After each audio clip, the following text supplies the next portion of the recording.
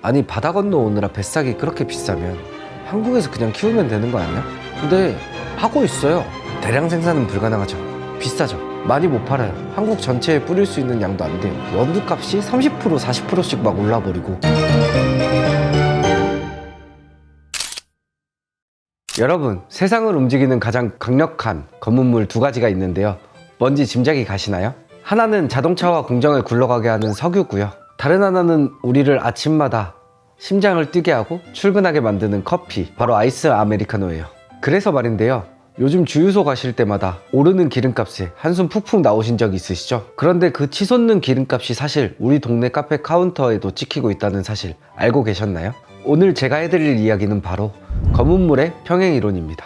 본격적인 이야기를 하려면 우리가 마시는 이 커피가 어디에서부터 오는지 알아야 해요. 우리나라는 무려 1년에 1조 3천억 원이라는 어마어마한 커피 소비국이지만 커피 원두 자체는 100% 수입에 의존하고 있거든요. 최근 통계 자료를 보면 아주 재미있는데요. 우리나라 생두 수입량의 1위는 브라질로 무려 전체 생두 수입량의 3분의 1을 차지하고 있고요. 꽤 많은 물량을 브라질로부터 들여오고 있습니다. 그 다음으로 뒤를 이어서 베트남, 콜롬비아가 20% 정도로 비중을 차지하고 있습니다. 4위는 약 11%의 에티오피아, 그리고 5위가 약 4%의 과테말라 순으로 들어오고 있어요. 이 수치를 합쳐보면 결과적으로 우리나라의 수입량 절반 이상이 지구 반대편인 남미에서 날라오고 있다는 건데요. 남미나 아프리카에서 그 무거운 커피 포대를 한국까지 어떻게 가져올까요? 비행기로 오면 지금보다 커피값이 10배는 비싸질 테니 당연히 배로 대부분의 커피를 가져오겠죠. 그런데 여기서 큰 문제가 터졌어요. 최근 중동전쟁과 미국, 이란과의 갈등으로 홍해와 호르무즈 해협이 막히게 되면서 큰 문제가 발생을 했어요. 특히 후티 반군이 홍해를 지나는 많은 상선들을 봉쇄하면서 수많은 배들이 빠른 길인 수에즈 운하를 통과하는 데 큰 어려움을 겪고 있어요.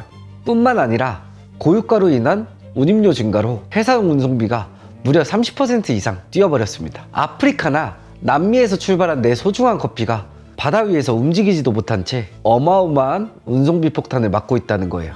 이쯤에서 원두 가격이 어떻게 정해지는지 간단하게 딱 4단계로 아주 쉽게 알려드릴게요. 첫 번째는 산지의 기후와 생산비예요. 브라질에 비가 오는지 가뭄이 들었는지가 가장 중요하죠. 두 번째는 국제 선물 시장이에요. 뉴욕이나 런던의 트레이더들이 모여서 커피콩의 국제 시세를 결정합니다. 세 번째가 바로 방금 말씀드린 환율과 해상 운임이에요. 달러가 비싸지거나 배송비가 급등하면 커피 가격도 오르게 되죠.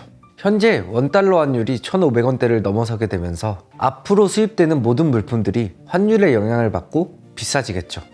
그리고 마지막 네 번째가 수입상과 로스터리들이 가져가는 국내 유통 마진이에요. 산지에서 가뭄이 들거나 바다에서 전쟁이 났다고 해서 그게 내일 당장 카페 메뉴판에 영향을 미치는 건 아니에요. 우리가 그 비싸진 커피를 마시려면 6개월에서 12개월 정도의 시체가 발생합니다. 이야기를 듣다 보면 이런 생각이 드실 거예요. 아니 바다 건너 오느라 뱃삭이 그렇게 비싸면 한국에서 그냥 키우면 되는 거 아니야? 비닐하우스나 유리온실에서 키우면 되잖아. 네, 키울 수 있습니다. 근데 이게 쉽지가 않아요. 커피나무는 기본적으로 열대식물이라서 온도가 5도씨 이하로만 떨어져도 생장이 멈추고 영하로 떨어져서 검은 서리를 맞게 되면 하룻밤새 뿌리까지 죽어버려요. 영하 10도까지 뚝뚝 떨어지는 한국의 겨울 노지는 커피나무에게 그야말로 사형선고나 다름없죠. 한겨울 내내 온실 온도를 15도씨 이상으로 유지하려면 어마어마한 난방비, 즉 기름값이 들어가요. 지금 기름값 때문에 걱정인데 여기다 기름을 쏟아 부을 순 없잖아요. 아라비카 기준으로 봤을 때 아라비카는 못해도 해발 고도가 900m 정도 이상은 돼야 되고요. 스페셜티들은 해발 1500m 이상에서 대부분 재배가 되거든요. 해발 1500m면 진짜 높잖아요. 우리나라의 웬만한 산들보다 높은 수준인데 그런 데서 재배되는 이유가 일교차가 크고 생두가 더 맛있게 익는 거거든요. 근데 이제 커피나무는 어찌됐든 열대 식물이라 최저 기온이 10도 아래로는 떨어지면 안 돼요. 10도 아래로 떨어지면 냉해를 입을 수가 있고 냉해를 입으면 커피나무가 썩을 수 있거든요. 그래서 얘를 잘 키우려면 한 12도, 11도 요 정도에서 뭐 20도, 30도 이렇게 왔다 갔다 하는 그런 환경에서 아침, 저녁에 기온 차이가 있는, 근데 저녁도 아무리 추워도 10도 아래로 떨어지면 안 돼. 그래서 적도지방 근처에서 키우는 거예요. 거기는 아무리 추워도 10도 아래로는 안 떨어지니까. 이게 커피나무가 일조량이 너무 세면 빨리 열매가 있고요.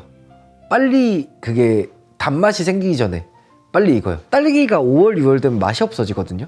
그게 날이 더워지면서 딸기가 크기 전에 당도가 생겨버려요. 그래서 딸기가 점점 작아지거든요. 작아져요. 그래서 딸기가 점점 맛없어지고 겨울에 가장 맛있는 이유가 아무리 온실이고 하우스고 재배고 해도 그 온도 차이가 있어서 충분히 클 때까지 기다렸다가 당도가 채워지는 건데 생두도 마찬가지거든요.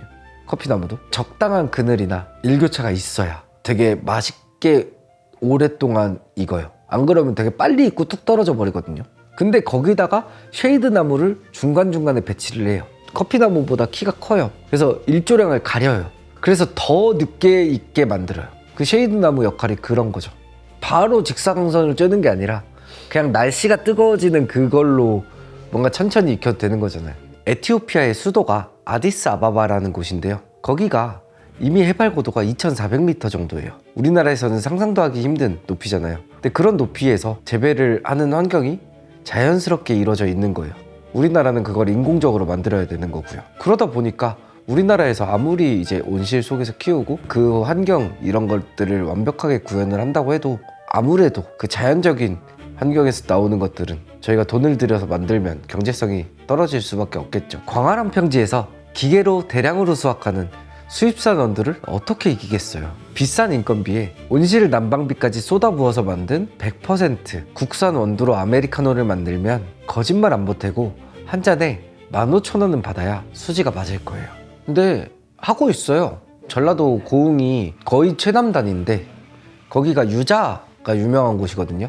근데 유자가 일조량이 좋아야 맛있대요. 그 고흥에서 커피를 하우스 재배를 시도한다고 하더라고요. 에티오피아랑 협약을 하고 있다고 하더라고요. 생두 관련된 농협 같은 그런 데랑 좀 협약을 해서 그 때루와 정보를 수집하고 있다고 하더라고요. 기후 환경 그리고 토양의 성분, 스페셜티가 생산되는 그런 토양의 성분들이나 뭐 날씨 있잖아요.